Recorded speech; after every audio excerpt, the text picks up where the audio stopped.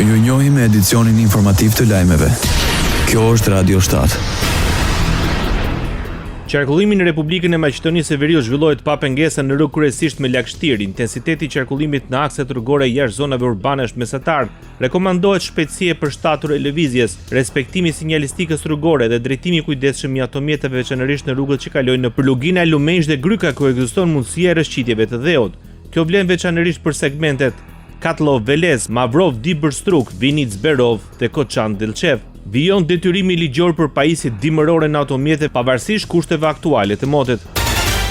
Moti në Maqedoninë e Veriut parashikohet të jetë me vranësira të ndryshueshme me rreshje të herpastërshme shiu lokale. Do të fryrë një yjer mesatare herpastërshme përforcuar nga drejtimi jugor. Temperatura minimale do të jenë në intervalin nga 7-11 gradë Celsius, ndërsa maksimale nga 11 në 14 gradë Celsius. Në Shkup moti do të jetë me vranësira të ndryshueshme me kushte përshite herpastërshme, do të fryjë herë mesatare nga drejtimi jugor. Temperatura minimale do të bjerë në 9 gradë Celsius, ndërsa maksimale do të arrijë 13 gradë Celsius. Të mërkurën do të ketë rreshje shiu veçanërisht pas ditët e gjatë natës, ku do të shndrohen në borë në pjesët perëndimore. Do të fryjë herë përforcuar nga drejtimi jugor mbi 60 km/h. Te njëjtën rreshje do të jenë kryesisht me borë. Pritet të formohet një shtresë e re dëbore në pjesën perëndimore. Të premte do të ketë një stabilizim të përkohshëm të motit, ndërsa gjatë fundjavës do të ketë përsëri rreshje lokale shiu dhe bore. Rajoni.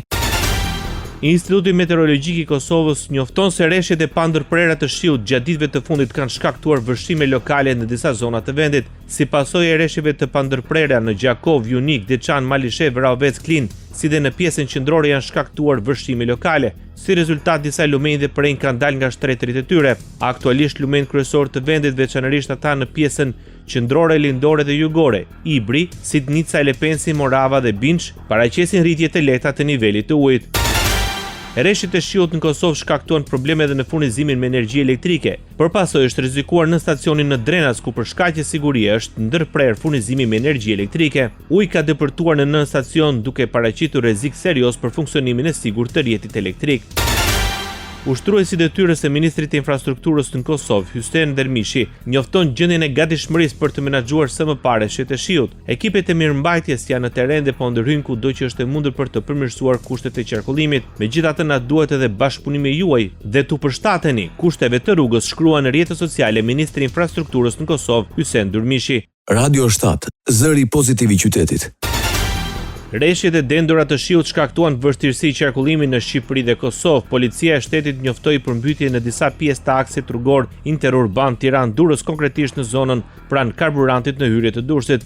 Policia thotë se për të shmangur trafikun dhe aksidentet, lëvizja devijohet nga rruga e Plepave për në Ndrojsh dhe nga rruga Rogozhin Elbasan Tiranë. Policia apelon për drejtuesit e mjeteve që të shmangin lëvizjet e panevojshme, të tregojnë kujdes maksimal gjatë lëvizjes, të ndjekin udhëzimet e punojësve të policisë dhe të zbatojnë sinjalistikë rrugore. Në Vaun e Dejës lumi gjatër ka dalë nga shtrati duke shkaktuar rritje të nivelit të ujit në lagjen Kapedani. Në fusharës ka shkarje dherash dhe rënje gurësht në disa rrugë rurale. Në Shkodër nuk ka problematika në qarkullim, por rezultojnë pa energji, Postriba dhe Kelmendi. Ndoqët lajmet shkurt në Radio 7, zëri pozitiv i qytetit.